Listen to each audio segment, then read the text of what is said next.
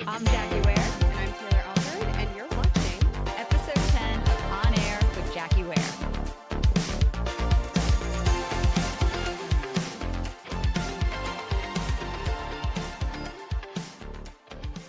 Welcome to a very special edition of On Air with Jackie Ware.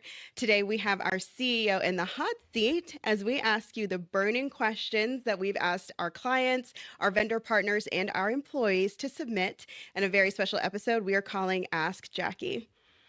How are you feeling today, Jackie? I'm feeling good. Let's get started. Awesome. So let's get straight into it. Let's talk about your background. Can you walk us through your journey from the beginning of your career, becoming a CEO, and what pivotal moments or decisions helped you shape your career path?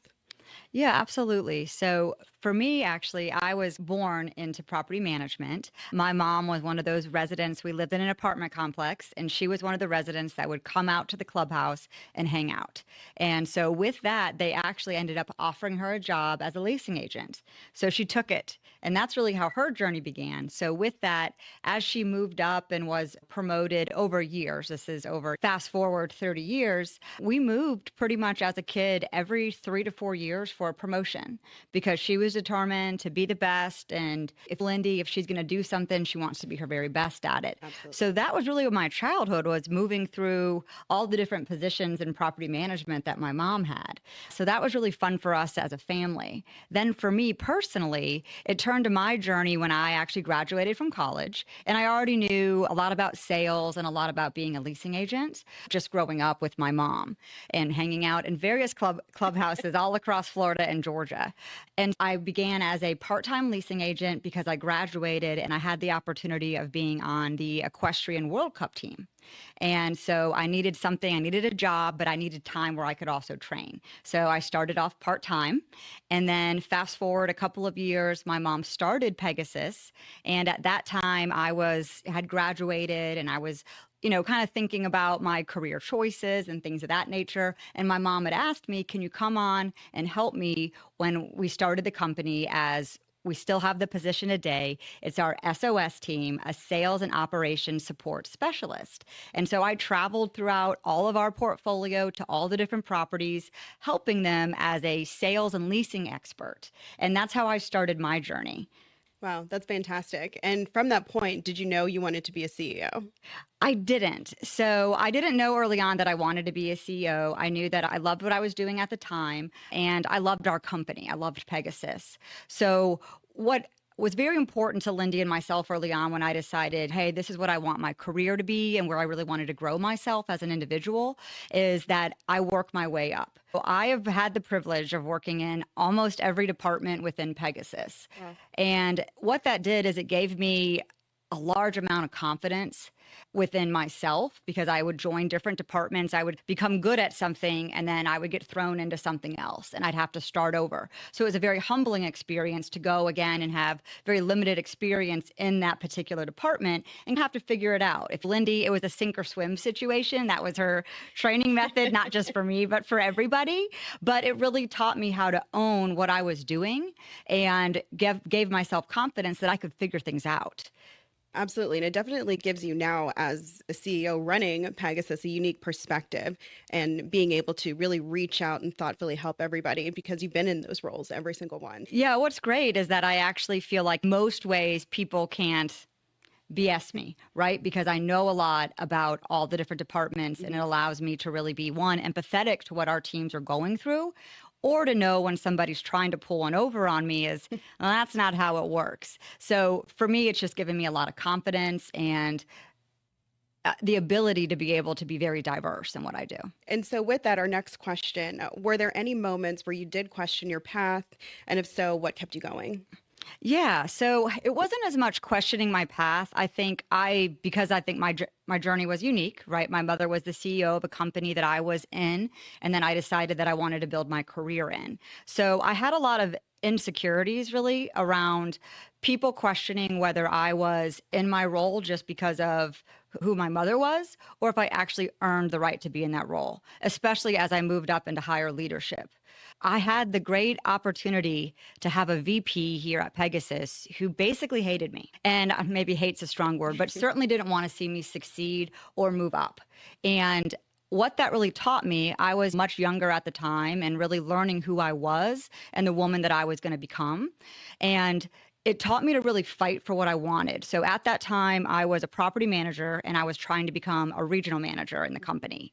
And this was the person that was over my portfolio I just had to stay within that. And Lindy knew this person wasn't really adamant about promoting me, but really wanted me to find my way through that path. And I really respect her for that because that really helped me.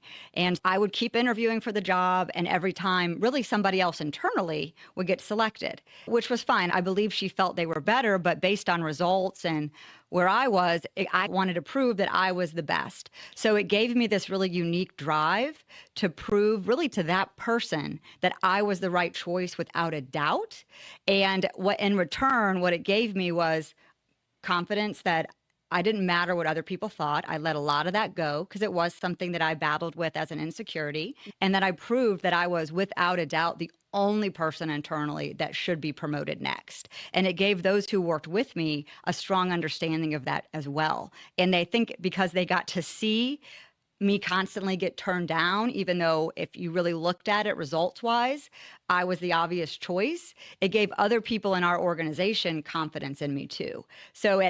In return, that person not really wanting to do something for me really helped me become who I was. Ooh, I if love that it. makes sense. I'm feeling motivated just sitting here listening to it. But yeah, So it did good. motivate me in a unique way. It's more of I'm going to show you, but Yeah, I love it. We're just going to start playing that clip in the morning. It's going to be my morning motivation. So let's get into a little bit of the strategy and vision within Pegasus. What are some characteristics now that you've worked your way here, you have all of this experience that got you here today? What are the characteristics that make you feel are required of an exceptional leader? that I feel our exceptional leaders really need to be results driven. I mentioned that. They need to be empathetic and they need to be excellent with communication. And I think more than ever, that's a thing, right? We have so many different ages in the workforce. We have so many different people of different backgrounds and diversity in our workforce communicating. And we're living in a digital world where people are more inclined to, I'm guilty of it as well, but do things through text message or Teams or email or the 1,000 other ways that we communicate, but that's not verbal. So I think leaders that can be very good with communication are going to go extremely far. I completely agree. And so, what do you do on a daily, weekly, or a monthly basis to give yourself space to be a visionary and then plan for the future? Yeah, so that's a great question. And so for me, I also have, and I believe most people that are highly driven have crazy hobbies. If you really look at it, a lot of those people do. So I myself have a crazy hobby. Mentioned earlier how I was on a World Cup team for horseback riding. Yes. I have the privilege to still be able to keep up that hobby today, which requires a lot of work. So every weekend, most weekends, I am training for that. I am riding. And for me, riding is more than just a passion, but it gives me a sense of purpose, if that makes any sense. But being with the horses, being outside makes me feel very connected to who I am. It's very humbling. I always say I compete with the horses and they humble you publicly. And so for me, and when I'm doing that, because I'm very passionate and intense about it and I still compete, I am only focused on that at the time. So it allows me to take my mind off of Pegasus and work, because for me it's been more than just a place of work. It's been my family. My whole life is talking about Pegasus Residential often and its people. And so for me, that time away allows me to disconnect a little bit, even if it's just for a couple hours, and really focus my undivided attention on something else. And that allows me to come back with a fresh perspective and gives me a better understanding really with the horses of people. The other thing I do, there's some daily habits, which I actually do a little self-meditation. Okay. My fiance makes fun of me, but I do it in the shower. A lot of times I'm just sitting there letting the water run over me, but I'm thinking about things that I'm grateful for. Okay. Sometimes I'm sitting in silence. I know a lot of people that like to listen to music and do all this stuff when they're doing like mindless things like getting ready in the morning or cleaning. For me, I zone out, and that's when I do things in complete silence. I'll find myself driving to a destination in complete silence, and it's where I'm just focusing on what's going on, what are we going to do with the company, what am I going to do, and what are those goals. So those are some of the little things that I do to give myself time, some daily and weekly. Yeah, those moments of silence are so important. I think in a world where you do have the music going all the time, or the Teams notifications, the emails, a million different ways that we communicate, allowing yourself that time to sit in that silence, just think, just meditate is very important. So, Yeah, absolutely love that. I've been practicing meditation. It's hard. I do a lot of breathing for Mhm. competitions in general, just to control your mind, control your nerves, things of that nature. And I've found that's really translated over to my work environment. So when I'm really stressed or there's overwhelming things going on, and that happens at every different level, I practice that breathing and it really helps center me. And it allows me to think, okay, this is not an overwhelming thing. There's a way out of this. Right. I just have to figure out what that is. It might not be easy and it might take me a couple times, but there's a solution here. But that constant breathing really helps. A great Yeah, point, Taylor. love it. All right, our next question. So, as someone who has successfully built a people first culture at scale, what is the one leadership lesson that you wish more property management executives would embrace earlier in their careers? I think the importance of people want to be heard. And it's not always as a leader that I've found, because that's one of the things with the people that I've had the privilege of working with through the years say that they really enjoy. And what I've found is I just thought it was weird that people are always bringing that up. But what I found is that a lot of people take that for granted, is that the people who they work with want to feel heard. It's not just being heard, but feeling heard. Oftentimes, you can't always do what people are asking because it's just not within the, what you can do. But you can make somebody feel heard, and you can take that information and do what you can with it. And that goes so long with people. Wow. They have no idea how much that creates trust and loyalty and just the value. And sometimes in somebody's life, you as their leader hearing them is the only person. So that's one thing I wish more people knew and would do, how impactful that just really listening to your people and hearing them is. Yeah. And you do a fantastic job at it. I just Thank rounded you. out my first year with Pegasus, and that's something that really stands out about you as a leader. I feel there is no hierarchy, no just intimidation when it comes to anybody, no matter what level you're at, to reach out to anyone. So great job at breaking that barrier and making everybody feel welcome. Thank you. It's been a battle, but we've really tried. Thanks for noticing. And so, what would you recommend is the best way to start learning more about the industry and building the right skills to grow in multifamily? Yeah, so I think we are very lucky as an industry, and there are so many resources. Get involved in your local apartment association, get involved in our national apartment association. Find a mentor. Find somebody that's somewhere that you want to be and ask them. I have found that when people want to share their story, their skill set with others. So I think if you want to learn multifamily, ChatGPT can only get you so far. Right. It can help you. And honestly, you have to do it. I think doing the roles and being in it, nothing teaches you like actually doing. And I often tell people that want to move up with us, they want different positions. Ask for those stretch responsibilities. Don't take on everything as more work, but take it on as what can I learn from this? So there are a lot of different things. We're a fast-paced, as Taylor, we're a growing company and we're trying to grow at scale. So with that, some of the tasks can be a lot for different people in our organization. But what I feel like do a great job of, and what I try to remind them of is what can I learn from this? This is not just a task for me to do. This is going to give me a skill set that's going to make me better at what I'm doing today in my future career, or if I decide to take it somewhere else. Because we are a stepping stone for a lot of people in multifamily. When you get to the corporate level, it's a little different, but a lot of our on-site positions, they start there and they go on and do other great things in other industries because of the skills we give them. Man, motivational speaker, Jackie Ware, everybody. So good, feeling great. That is a great segue into our culture. It is no surprise that we got a ton of questions on culture, so really excited to go into this. Starting off with, as we continue to scale, what are the core values that you most want us to preserve? How can employees at every level actively champion and then bring those values to their day-to-day work? Absolutely. One thing I've mentioned a couple times, but being results driven. I think if you want to stand out, and I know a lot of some of the questions that were submitted were about how can I stand out, right? No matter who I am. And it really is having the best results. I think one thing in our culture is I want to make sure that we are still continue to be solution oriented. That is a big thing that my mother has instilled in me and instilled in everybody here at Pegasus is just don't accept the status quo. There is a solution in almost everything. Sometimes you have to kick your way through the door to find it, but if you work hard enough at it, there is a solution. And so I think that's something that is why our company stands out. And it's a huge part of our culture that people can use that will help them throughout their lives, not just in what they're doing. And honestly, making it fun.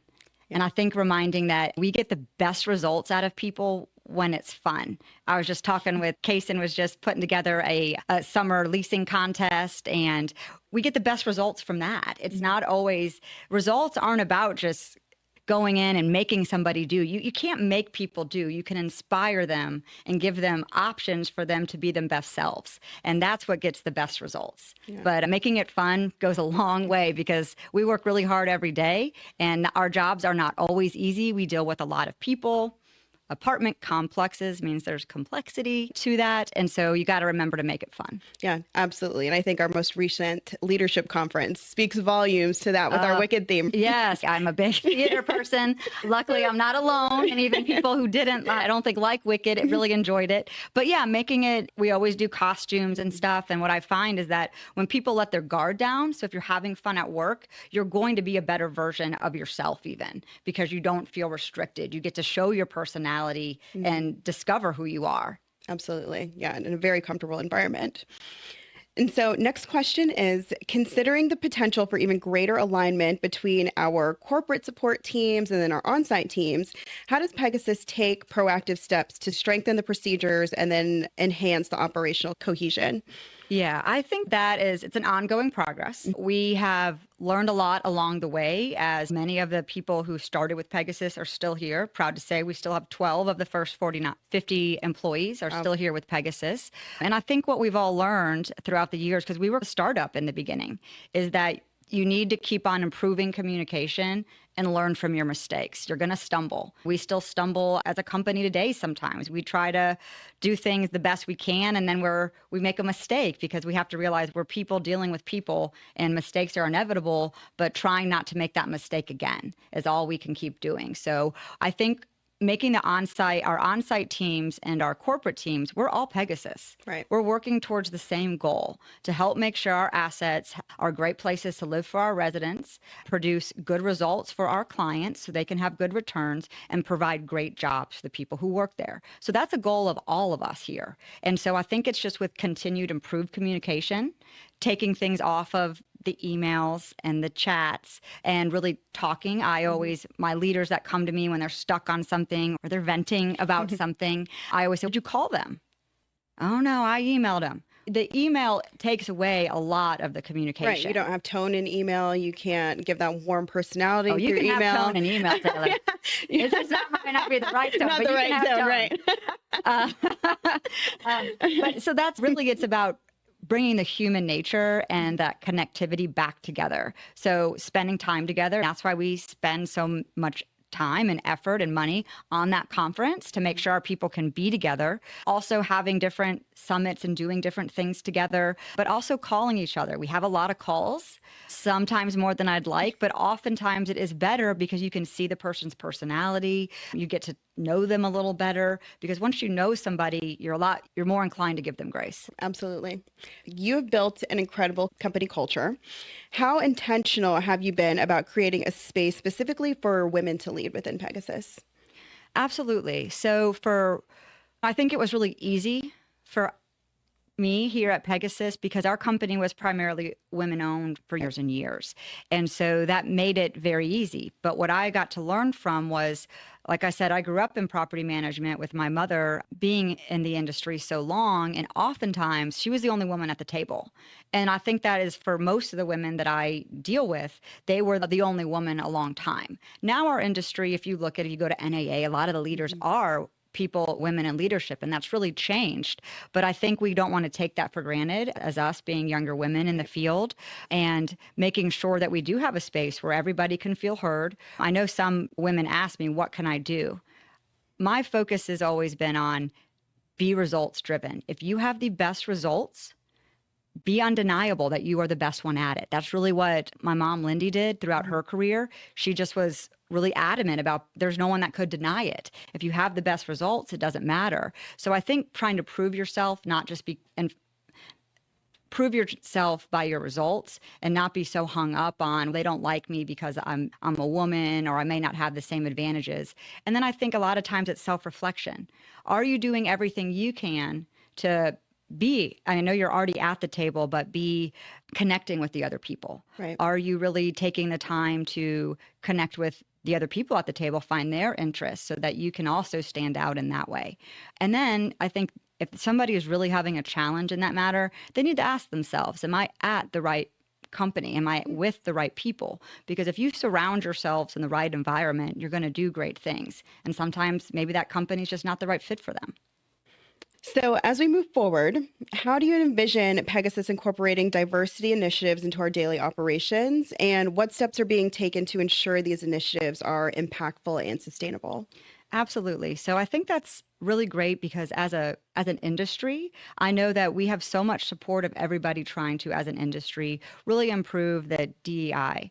And for us here at Pegasus, we have blind recruitment. So we take away anything that could, it's just a resume. There's nothing else to it. You get to go by exactly what your requirements are, meeting the job description. So that's one way to make sure. Two, again, being metrics focused in the way that we lead people so that the best people, no matter who they are, can be the ones that are at the top, that are getting promoted, that can get to those top positions. I think making sure for us, we intentionally try to hire people that are going to represent our company, but also can be on stage for us, and to make sure that at our company that there are people in top positions that people coming up in the industry can also see as, I want to be like this person. I want that type of mentor, and can see that they're already here with our company. So we have another diversity question. Maintaining diversity in leadership is crucial for fostering inclusivity. What strategies or programs does Pegasus have in place to promote diversity in our leadership positions? And how do you plan to expand on these efforts in the future?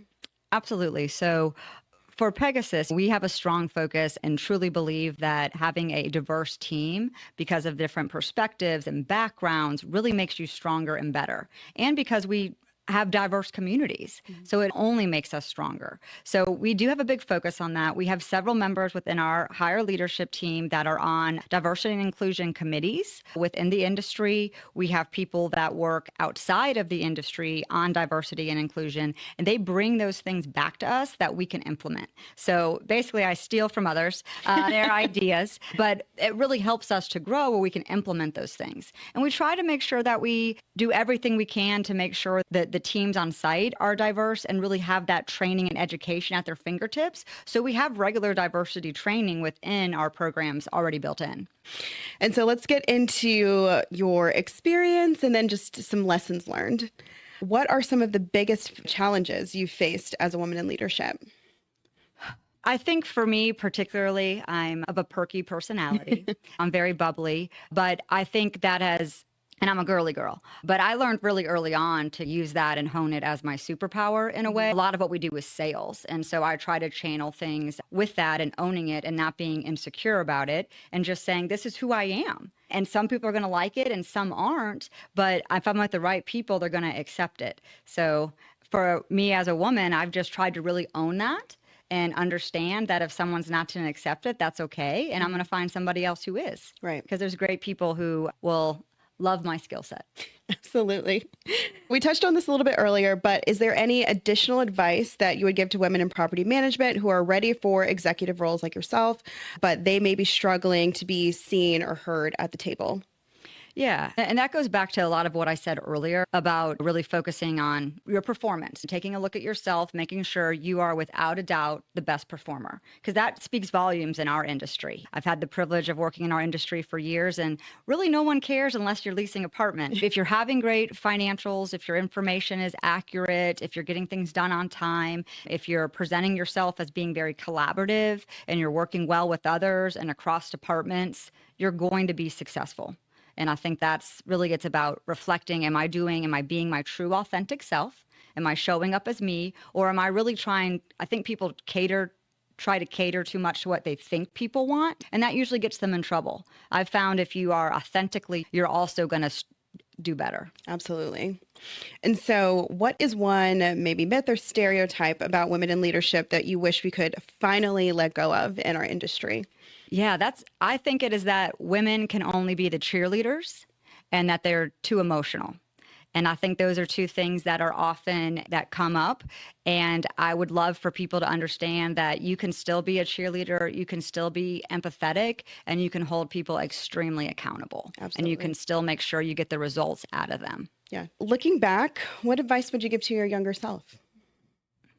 Don't care so much about what other people think. As I've grown up, like I said, I had a lot of insecurities around, am I just in this position because of my mother? And really letting that go. I've also had the privilege to always believe that you needed coaching and to have mentorship and take that. And one of my coaches taught me that accept reality as it is. Yes, did you get in the door because of your mom? Yes, but let that go, be who you're going to be, and people will either accept you or not, and you'll be your best self if you accept yourself. And so that's really what I wish I would have done earlier on, but that's really helped me embrace who I am today and given me a lot of confidence. Yeah, absolutely. This has been such a fun conversation. I feel like we could keep going all day, but we just have one more, which is what kind of legacy do you hope to leave behind? For me, I hope to lead a legacy where people feel that their lives were better because I was in it. And for that, those that I've worked alongside or had the privilege of leading, my hope, my dream is that I help them see the best version of themselves. I think that my superpower, after years of trying to figure out what it is emotional intelligence. And I truly Crucial. feel that it's my duty to bring out the best in whoever I'm with and help them figure out what they're best at. So I hope that I'd made their lives better by doing that and giving them opportunity to showcase those things or to say, hey, you'd be so much better if you did this.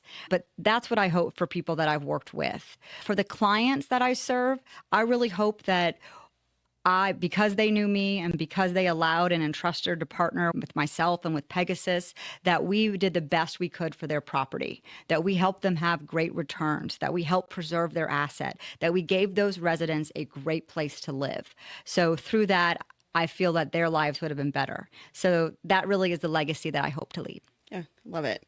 We are feeling very motivated today thanks to all of the answers to your questions, Jackie. We just want to thank everybody, all of our clients, our vendor partners, and employees within Pegasus who submitted these questions that we were able to hear today. Jackie, thank you for, again, motivating us, for providing your background.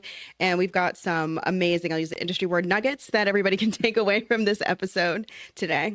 Thank you so much, Taylor. Appreciate you. Bye.